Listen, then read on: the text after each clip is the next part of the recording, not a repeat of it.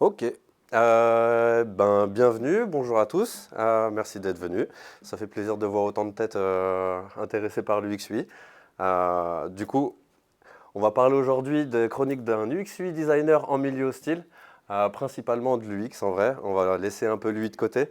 Le but étant de voir les différents problèmes rencontrés dans des entreprises et potentiellement comment y mettre une solution. Du coup, je me présente. Moi, c'est Nicolas Fradin.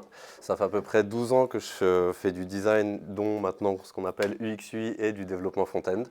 Ça va faire 3 ans que je travaille à Pix en tant que UX UI, développeur front-end et formateur. Et puis voilà, c'est déjà pas mal. Alors, du coup, je vous parlais des différents problèmes qu'on va rencontrer. Potentiellement, ce n'est pas une liste exhaustive, on va dire c'est plutôt une catégorie de problèmes qui sont assez récurrents, dont le manque de compréhension, le manque de budget, le manque de connaissances, la résistance au changement, le manque de temps, les conflits entre les objectifs et le manque de feedback. On va passer sur ces points un par un, voir potentiellement ce qui retient les gens et les différentes solutions proposées. Mais tout d'abord, on va refaire un petit point sur qu'est-ce que l'UX UI. Alors, je pense que la plupart d'entre vous soit travaillent dans un pôle digital, soit sont UX UI eux-mêmes, soit ont déjà un peu une vision de ce que c'est. Mais grosso modo, on va refaire un petit point. L'UX, c'est un peu plus complexe que ça, mais on va partir de ce point-là. C'est un peu ce qu'on a en amont d'un projet. Ça prend la recherche utilisateur, la création de personas. Les personas, pour ceux à qui ça ne parle pas, c'est vraiment prendre une fiche profil d'une personne, détailler son mode de vie, son âge, son travail, tous les renseignements possibles qu'on peut avoir, créer des parcours utilisateurs, ensuite créer ce qu'on appelle aussi user journey, pardon, faire une architecture de l'information, du wireframing et potentiellement du test et de l'analyse métrique.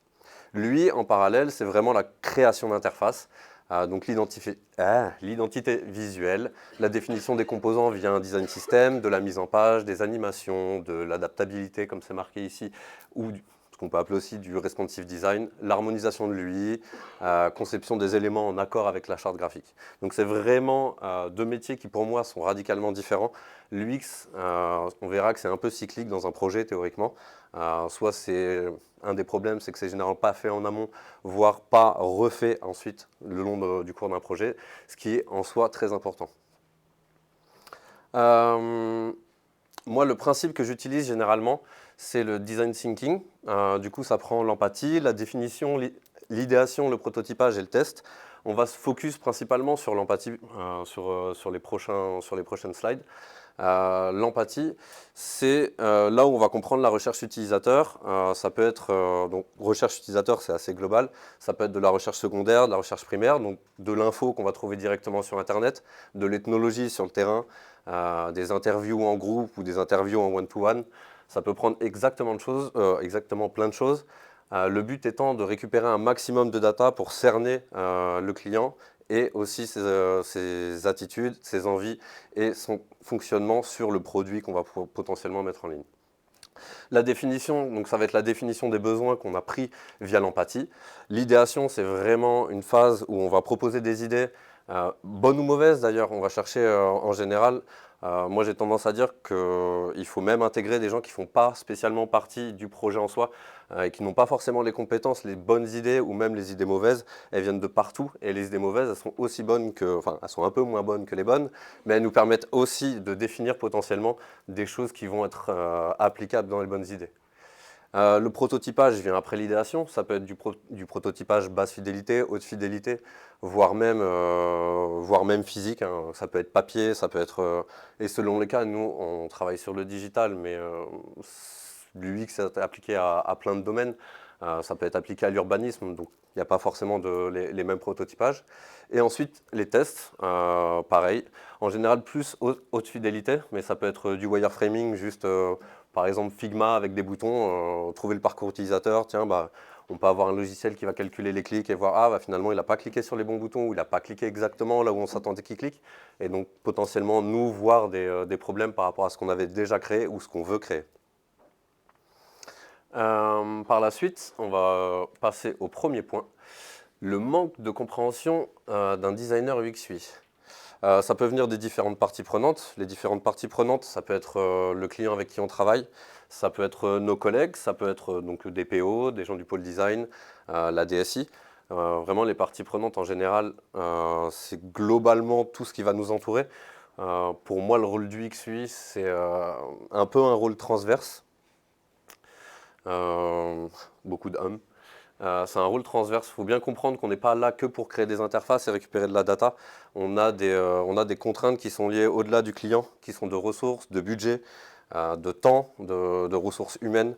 Et nous, on doit gérer avec ça. Et ça va nous permettre, avec toutes ces contraintes, de créer la bonne interface. Ensuite, je vous ai souvent mis des quotes, faites quelque chose de joli, qui pour moi est très frustrant. En tant que dev, j'attends un cahier des charges. En tant que QXUI, j'attends aussi un cahier des charges.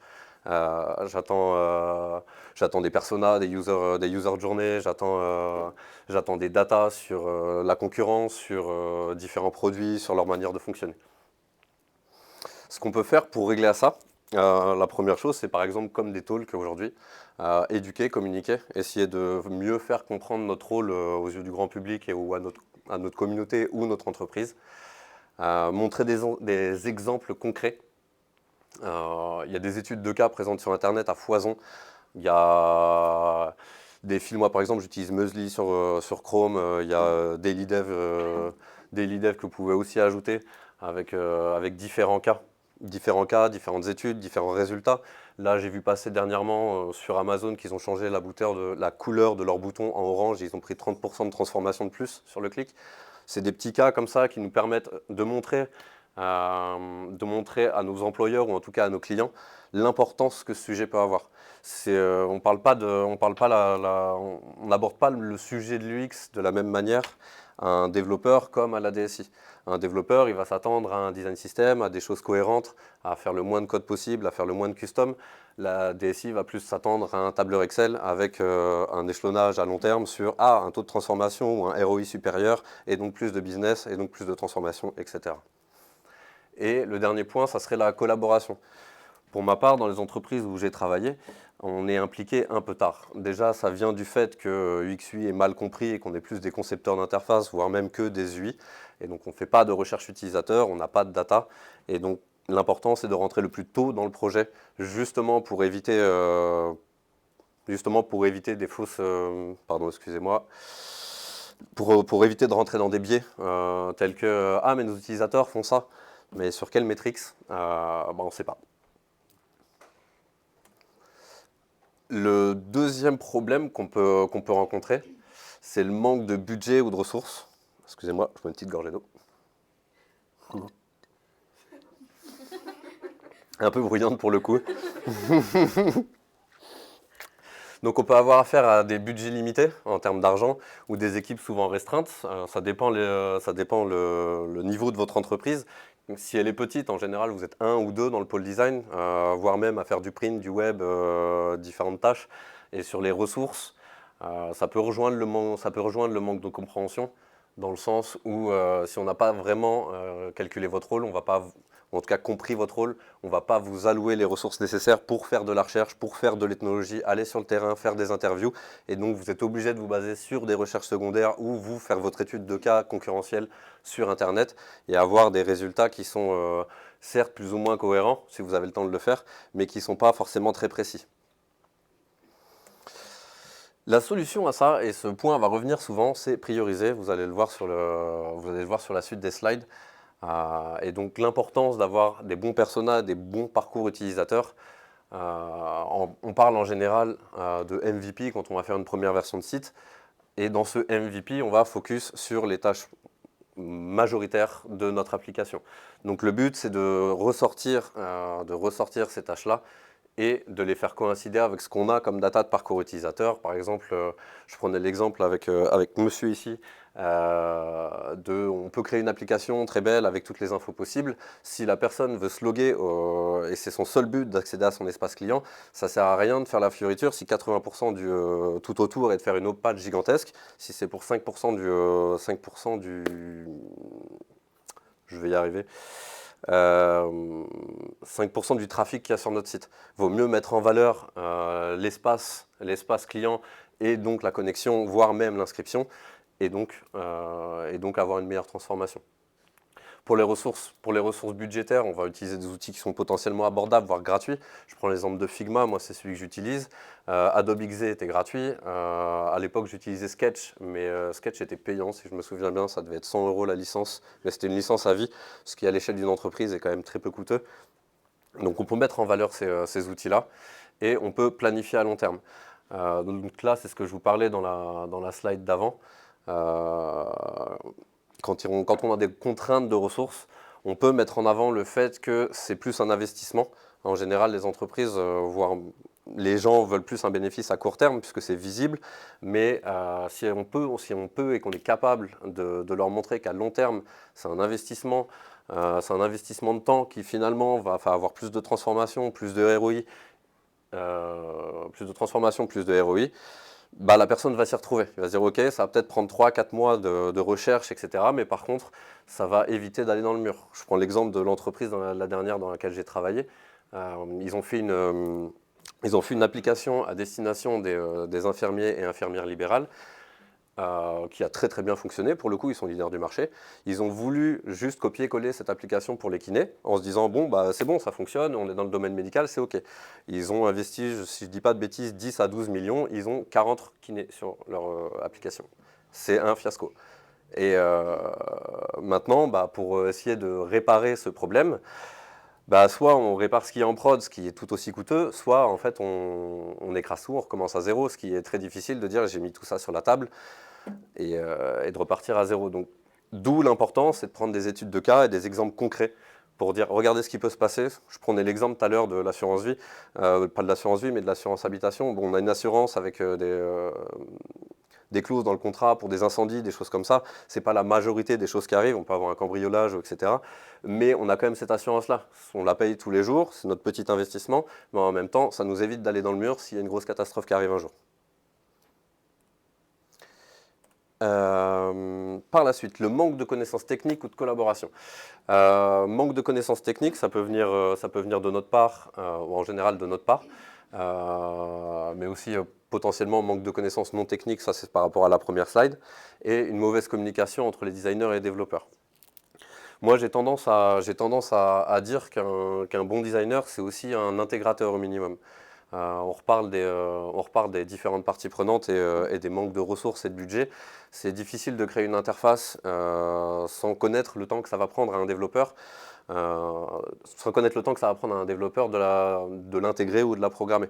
On parlait tout à l'heure, si on a à l'échelle d'une petite entreprise sur un petit MVP de 3-4 mois, malgré qu'on veut présenter les plus belles voitures du monde, on ne va pas commencer à faire du WebGL 3D avec des designs interactifs et on rentre dans la voiture et c'est magnifique. On n'a pas le temps, on n'a pas l'argent.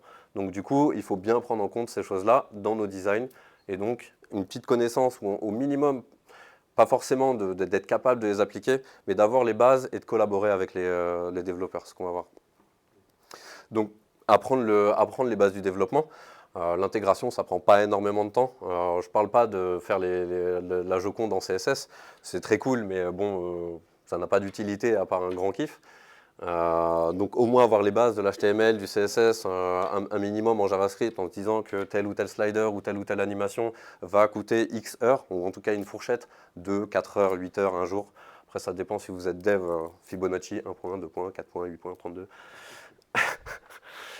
Collaborer étroitement, on y revient aussi, c'était sur la slide précédente. Donc rentrer tôt dans le projet et collaborer. Donc si vous travaillez en mode agile, théoriquement vous y êtes habitué, des daily, des monthly, des weekly. Le but étant justement de savoir si votre design pour le coup plaît. Enfin pas plaît au sens joli, mais plaît au projet dans le sens on rentre bien dans toutes les contraintes, temps, humain, etc. Et utiliser des design systems. Je ne le vois pas encore assez souvent dans les entreprises avec lesquelles je travaille, où je le vois, mais pas forcément bien mis en place. Et en tant que dev, ça me double frustre. Il est important déjà pour nous, quand on design, d'avoir un kit UI ou un bon design system, pour déjà ne pas faire d'erreur avec du spacing, des boutons custom, etc.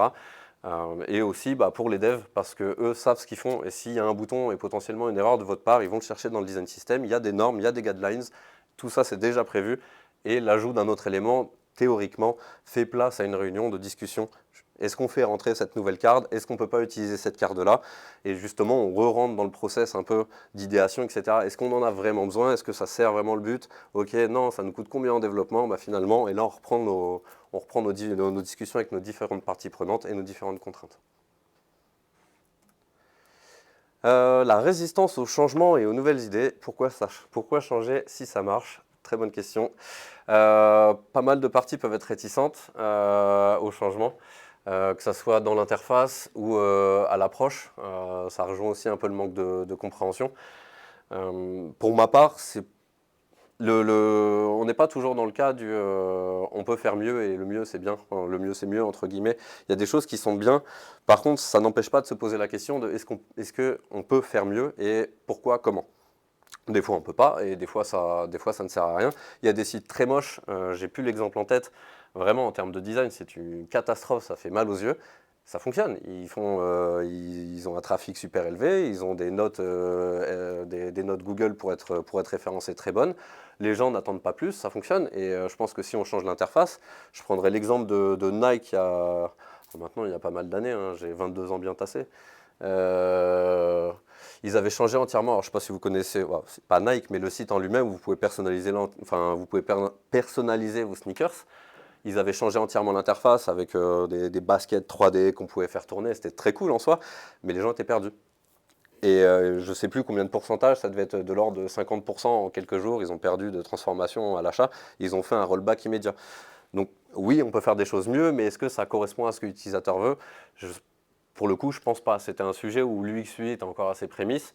Maintenant, je pense qu'ils posent les bonnes questions, qu'ils font des tests en amont, qu'ils vont faire des bons prototypages, un bon panel d'utilisateurs. Est-ce que ça plaît pas, on a un bon retour? Oui, go, on y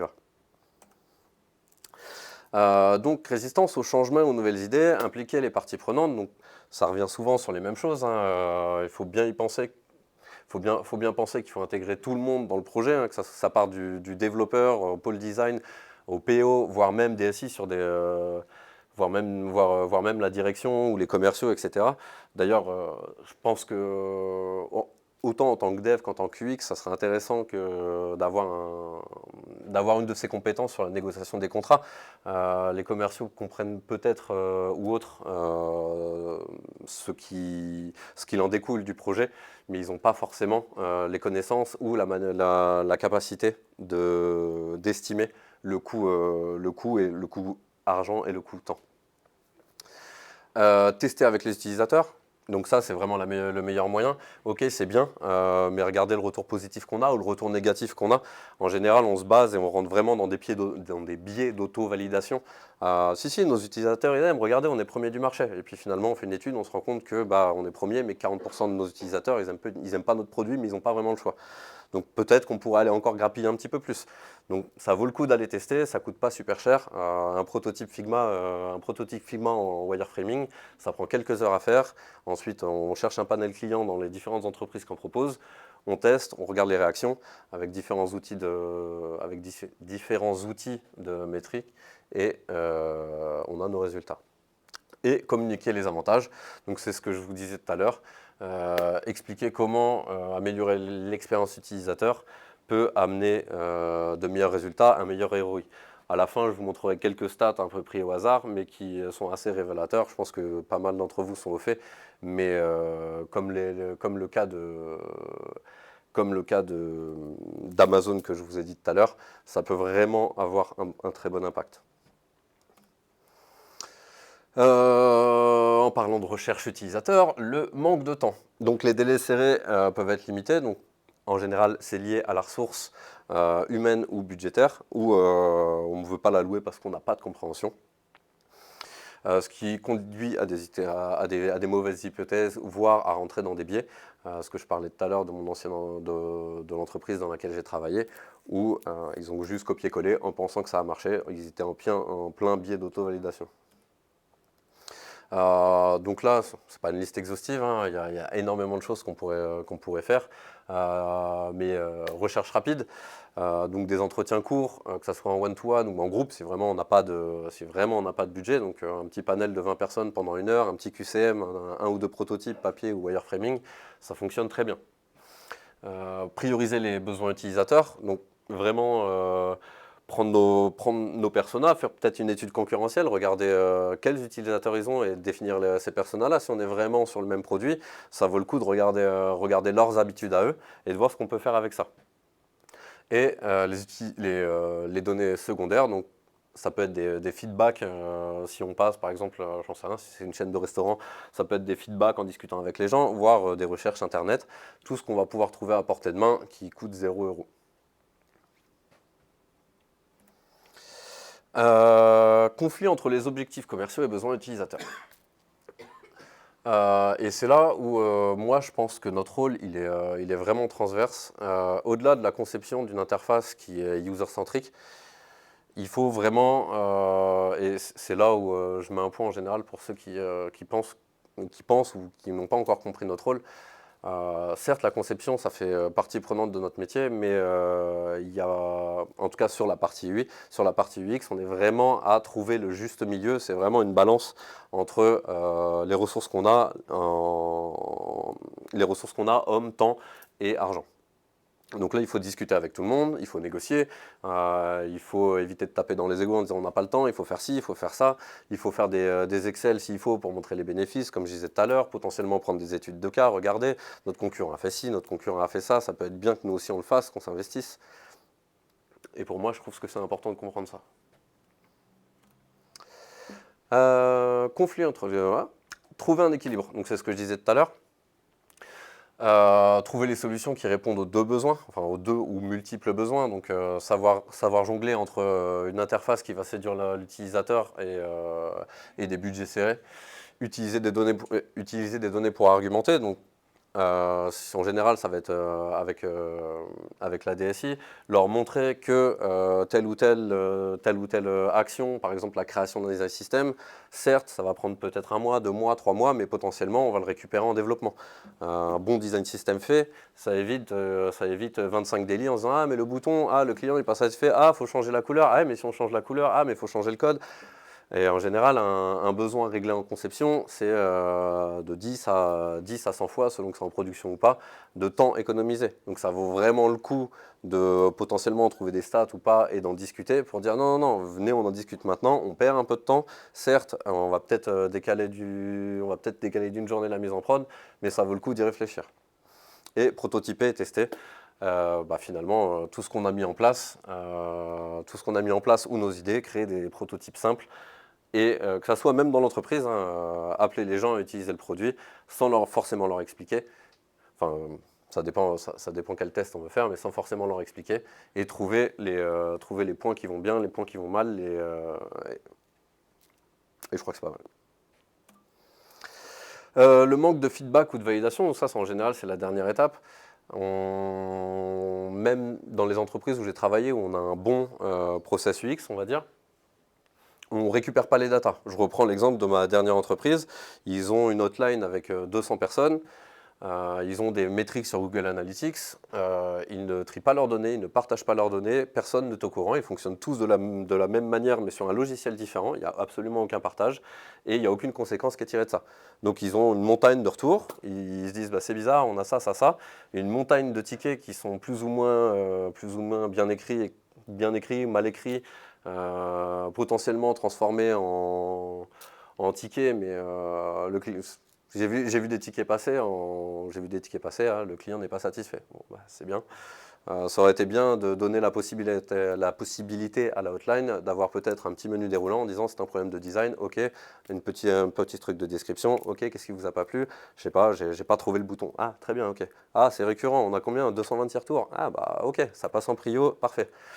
Donc ça doit venir autant dans la première étape de conception, comme on l'a vu avec empathie, idéation, prototypage, test, enfin dans le design thinking, donc avant la mise en prod, mais même une fois la mise en prod, ça peut être récurrent et ça devrait l'être tous les 6 mois, 1 an, 2 ans, selon les ressources qu'on alloue et selon ce qu'on veut en faire, de se reposer les bonnes questions, réanalyser les métriques qu'on a, est-ce qu'on a perdu des gens, est-ce qu'on en a gagné, est-ce qu'ils sont satisfaits, est-ce qu'on peut faire mieux, on repasse par une petite phase d'idéation, potentiellement du prototypage et on recommence.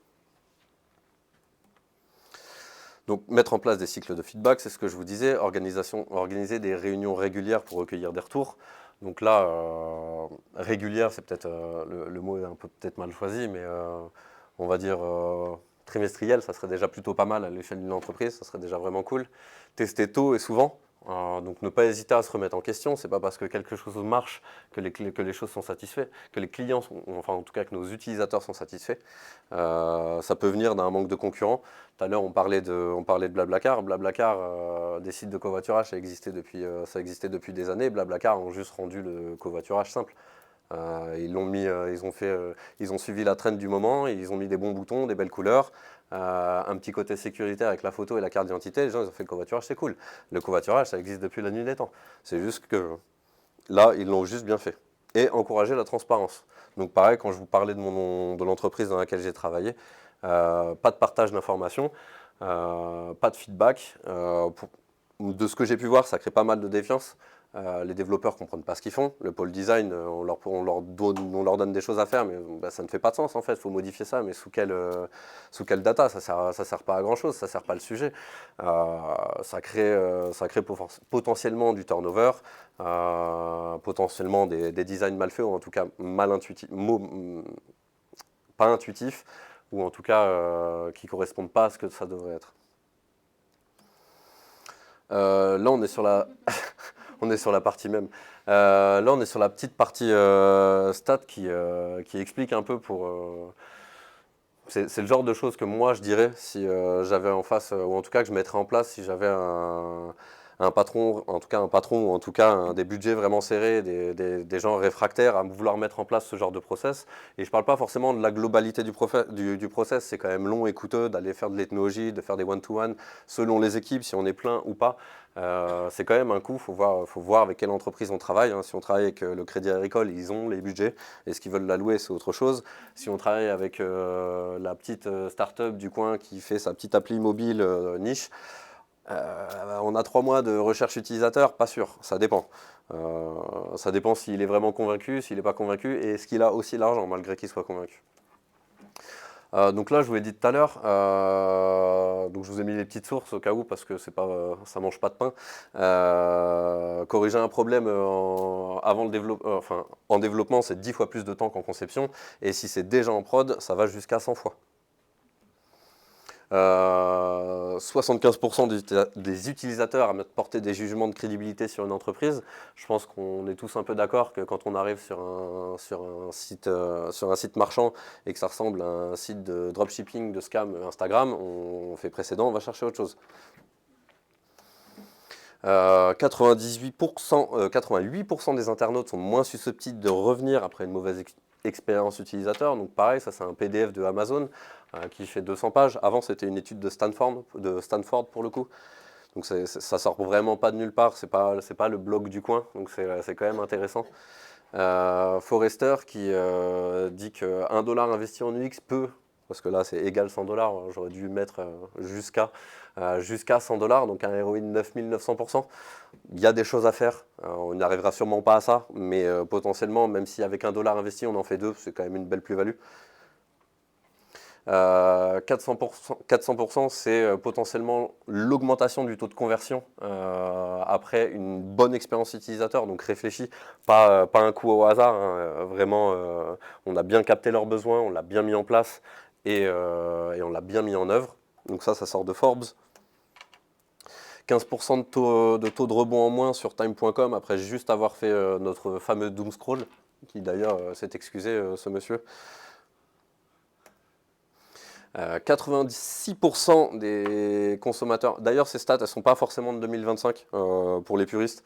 Si j'ai bien regardé les articles, les sources, ça va normalement de 2016 à maintenant. Il y a des choses un peu plus récentes, il y a des choses un peu moins récentes, ça a dû bouger, ça a probablement même bougé parce que ça a quand même évolué. Donc 86% des consommateurs abandonnent une marque après seulement 2 expériences ratées. Et c'était la dernière, pardon. Et voilà, la petite touche de fin avec mon ami Bob. Les défis sont des opportunités d'apprentissage. Le design d'un processus itératif, il ne faut pas hésiter à revenir dessus et à se remettre en question. Et collaborer, prioriser, tester, et normalement ça devrait marcher. Voilà, voilà.